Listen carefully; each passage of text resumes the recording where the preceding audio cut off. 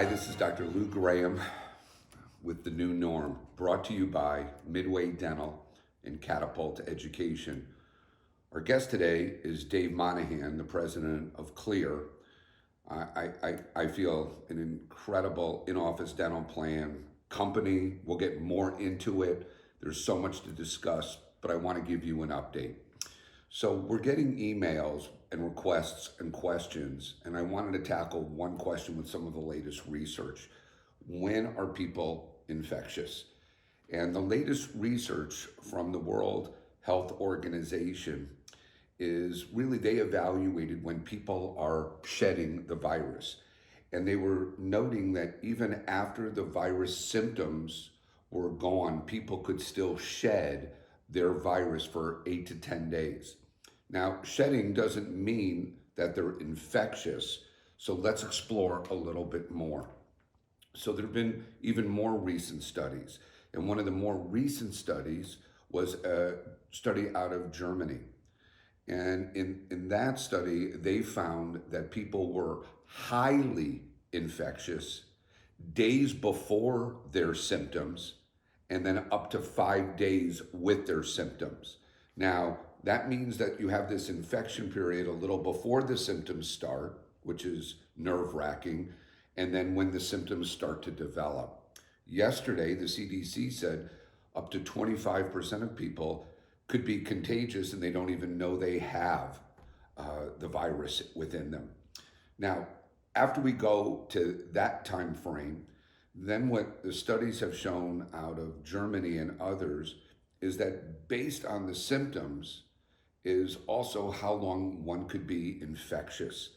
And so the studies are kind of showing that if you have mild symptoms, that infection potential is pretty much gone within 10 days. Could be even 5 days, but they're saying 10 days.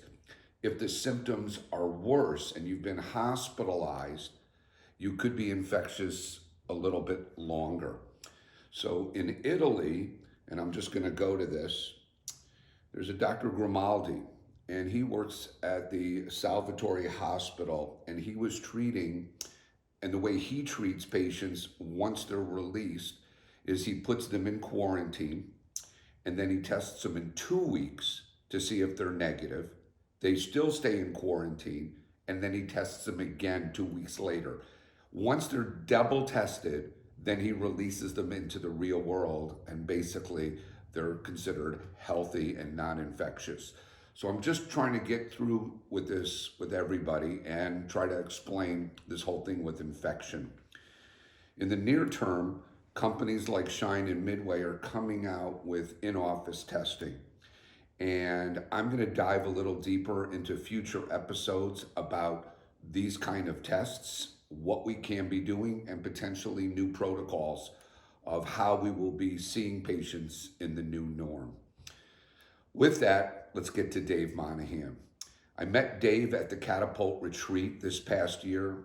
He is a wonderful person, great conversationalist, and I feel a new friend. I have had my own dental plan in effect in my office now for over 5 years before I knew Kleer, before I knew plans. And we have over 850 members in our dental plan. Dave's going to kind of walk us through his dental plan and why I think it's state of the art. We're adding 2 more of his systems or his plans in our office when we get back. I'm just going to say this. There has never been a better time to build an in-office dental plan. Patients are going to be coming back, and they're going to be coming back, and we're going to have to be billing them for PPEs, and how we're going to run our office. And I don't want to be dependent on PPOs, and I keep telling you, this is our way of moving away from PPOs into the new norm. Dave, give me your first thoughts. Welcome, first off, Dave. Give me your thoughts on when dentists start really gearing back their practices, how you feel these in-office membership plans really can be vital to their success. Yeah, Lou, thanks for having me on. I appreciate all the work you're doing around the new norm. I think it's a great concept, and hopefully it's helping a lot of dental practices. Thank you. So yeah, as far as membership plans and sort of why it is a good time to implement one. So as you think about it, it's probably no surprise. Like there's basically a backlog right now of dental treatment that is, sort of piling up, right, as dental offices are closed. And so the patients are going to come back. I mean, there's no doubt about it, right? We've gotten through every other crisis. We're going to get through this one. And when that sort of crisis lifts, you're going to see a lot of patients coming in for treatment, or who need treatment is probably a better way to put it. And the issue, though, is going to be they're going to be incredibly sensitive on price when they come back. So you think about all the things that are happening right now, and we're not so sure how long it's going to linger. Things like, payroll cuts, benefit cuts. Obviously some people are going to be laid off or taking jobs that, pay less than what they currently have, and it's going to take us some time to recover. So in the past, I think everybody would agree that, patients are price sensitive. I think we're going to see that on another level of magnitude once the crisis lifts. So basically what we're telling practices is basically you need to meet them. You need to meet the patients where they're going to be. So the new norm on the patient side is going to be price sensitivity, but they're going to still want care. So we think, a great answer to that is to provide a membership plan that just makes it easier for a patient to commit to the care they need, both hygiene and then other treatment, while doing it in a budget-friendly way where they can actually manage the payments in a better way than they've had to do in the past. So we just think it's a way to think about, moving forward, how to meet the patients where they're going to be post-crisis. So post-crisis, Dave, and I know how dentists think because we all think this way, let's talk money. Dentists don't have money right now. They're struggling. We're doing small business applications. We're doing all this. What does it cost your clients to start working with you, working with the Gabriels, the teams, to set these individualized programs up? Because it's customized per office and per their fee schedule. What's the cost involved here, right up front to a practice as you build this? Yeah, so the answer that runs straight on, there is no cost to implement a Kleer membership plan. So, and the other part of this is we've always done all of our trainings and prep and design and implementation and all that stuff remotely and virtually. So this doesn't slow us down at all in any way to help a practice design their plan, understand them, design their plan, do demos of our product if they'd like to see more details, price the plan, launch the plan, even send materials for the office to be ready when the practice opens their practice. So the net is it will cost you nothing, and we can do everything virtually and have you ready to go by the time the crisis lifts. So let me just say this to everybody who's listening. Your downstroke is zero. So you're going, how does Dave and Kleer make money? They make money when members sign up, and there's a small membership fee per month. And when they do this membership fee also includes a portal and really a lot of information. So Dave, let's talk, because again, we'll get to the plan. What's a normal fee then for a person who signs up for a plan that's customized per that office? Yeah, so to your point, so we customize it per the office. So depending on the type of patients a practice has, their treatment protocols, things like that, we'll sit down and we'll do a consultation with the practice. And it typically is a 45-minute to an hour consultation, and we'll design the plan based on their needs and their patient needs. And then as far as the typical subscription, it can vary. It can vary very widely depending on the geography and the types of patients that practice caters to. But an average on our platform is $345 a year is what a patient will pay. And that $345 typically will cover things like their 2 cleanings, their 2 exams, any kind of needed X-rays, and sometimes the practice will throw into like emergency exams and things like that. And then in addition to that, a typical discount on other treatment that can vary from 10 to 15 to even 20% depending on the practice. So now the variation in that subscription. We have some practices that price their plans at $200 a year, or even a little bit below that, maybe $220, where they're trying to just attract a lot of patients into their practice, and they know they'll make that up. They might lose some on hygiene, but they'll make it up on the back end with treatment acceptance. And then we have other practices who want hygiene to be profitable, and so we have some practices where it'll be priced $450 a year. And again, that can vary by zip code as well. So New York City is going to be priced a lot higher than Provo, Utah. So anyway, it's customized both from a treatment and a pricing perspective based on the practice and the patients they serve. Right, and in essence, if let's just call it $3, $4, $5 a month per patient, offices can almost include that in their pricing strategy, so their net cash flow is almost zero by working with Kleer, and yet Kleer's providing a portal of all this information, renewals, and all these other things. Is how I would look at it. Your thoughts? Yeah. So to get to our fees, so let's say you charge the patient $350 a year. Our typical fees will average about $4 per patient per month. It's a little bit, south of that. It sort of averages about $385 per patient per month. But so net is the practice keeps the remainder of that. And a lot of practices will price things. I mean, and that's part of the consultation. Sometimes that fee will be put inside the subscription. Other times they're fine with sort of just taking that as a cost of providing this care to the patients. Right. So it's up to the practice. But like you said, we don't charge anything. There's no fees at all. No implementation fees, no training fees, no marketing material fees, Which I love. nothing like that until a patient actually buys the plan from you, and this is the other part of it, and pays you. Like, we don't get paid unless you get paid. So if a patient has an issue with their credit card or credit, whatever, we don't get paid as well. So the big part of our model is we partner with practices. We're completely aligned to them. Their success is our success. So we're perfectly aligned to their needs. Right. And Dave, what attracted me to your system and systems is my system doesn't have a portal. My in-office plan doesn't have this. It's hard to track information.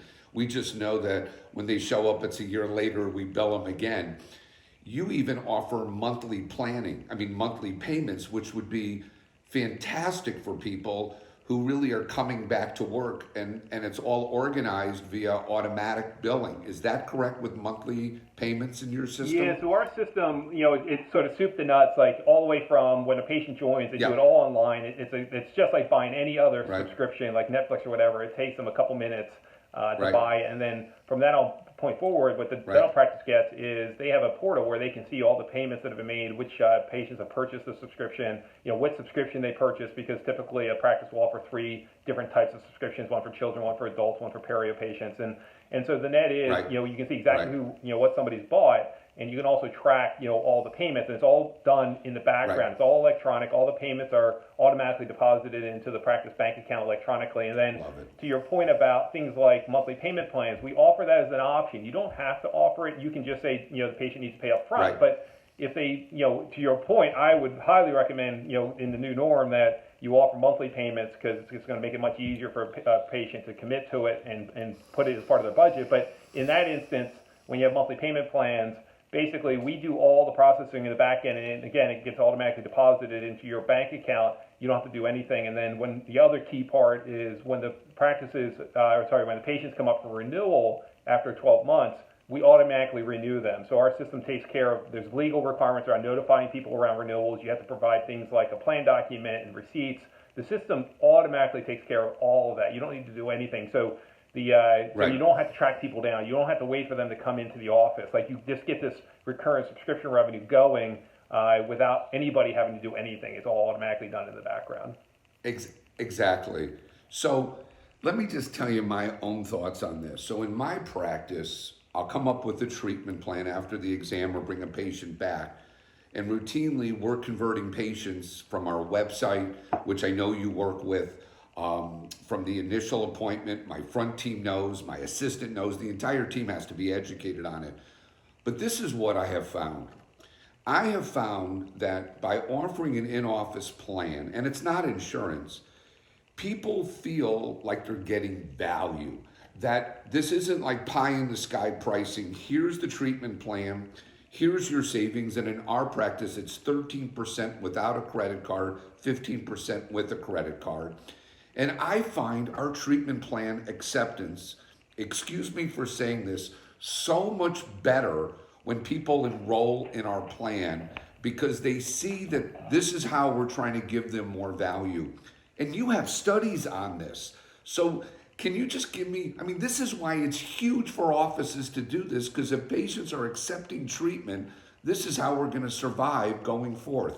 You have studies on this, don't you? Yeah, we have a lot of studies. So we actually, as part of the implementation, we offer to the practices to connect into the practice management system and pull the data out of the practice management system and show them the return they're getting on their membership plan. So let me talk about Right. why it works, and then I'll give you the results. And these are straight Right. from practice management data. Okay. So the reason membership plans work is patients are uninsured patients or uncovered patients basically are worried when they come into your practice typically, unless they are very wealthy. But the net is, Yep. they're worried about the cost Right. of care, right? They feel uncovered, right? Agreed. And they just worry about, okay, how much is it going Yep. to cost me? I haven't budgeted for this, right? This is sort of, Right. something that I'm going to have to pull from my bank account, and it doesn't feel good. I also feel exposed because I don't know what prices should be, and I'm not getting a deal, right? So think about, in the patient's mind, they're basically sitting there and they're worried. And so what the membership, Right. you see a lot of these articles out there around the membership plan economy and things like subscription economy. It's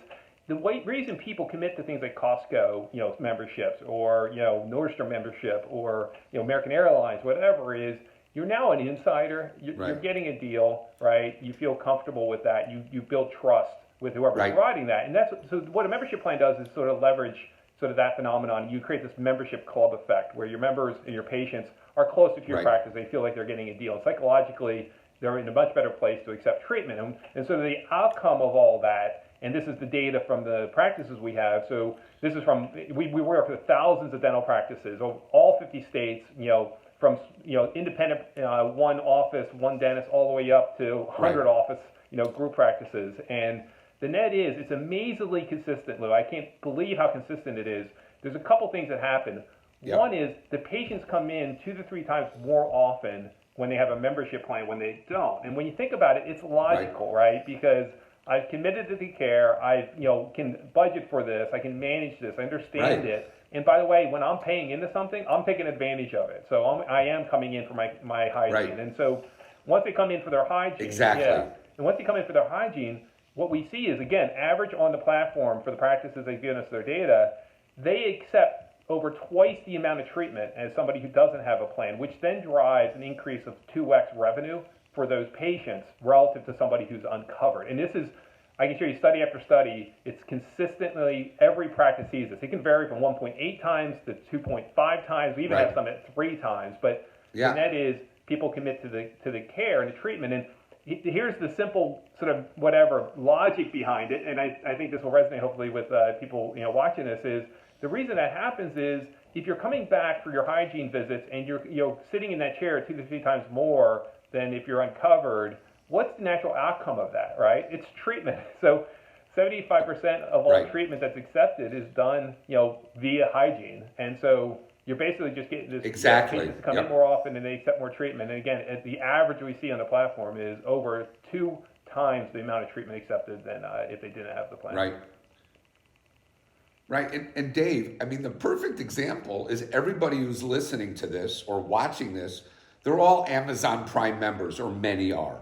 And Amazon wants Prime members. Why? They're going to stay with Amazon, and Amazon's numbers show Prime members spend more than twice the amount of money from Amazon than non-Prime members. It's the same thing. It's business. It's B2B, if you ask me. Isn't that pretty much the same here?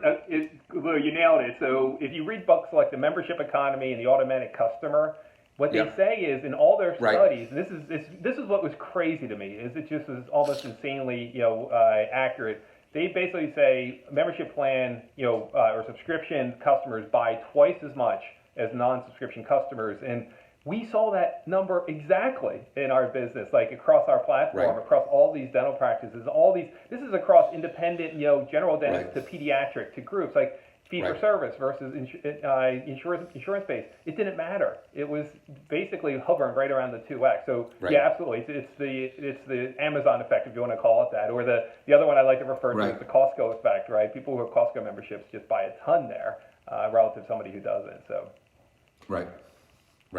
And I'll say this, I think there has never been a better time. Your teams are home.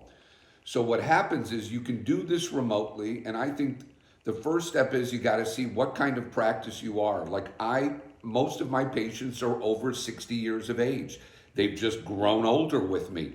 And we had that plan. Now we're going to have a geriatric plan. We're going to have a student plan at the University of Chicago where they're going to come in once a year for cleanings because they're probably going home. Different price sensitivity points, all developed, all customized through Kleer with our office. I'd also just like to say that openly, it takes that terrible question out of the equation, Dave. Does my insurance cover it? I hate that question because I'm sorry, freaking insurance companies, they're not the doctor. I'm the doctor. And my plan, your plans are fully transparent. There's no deductibles, there's no limits, and the office can pick what pricing they want, which makes it so much more exposed. I mean, and more acceptable.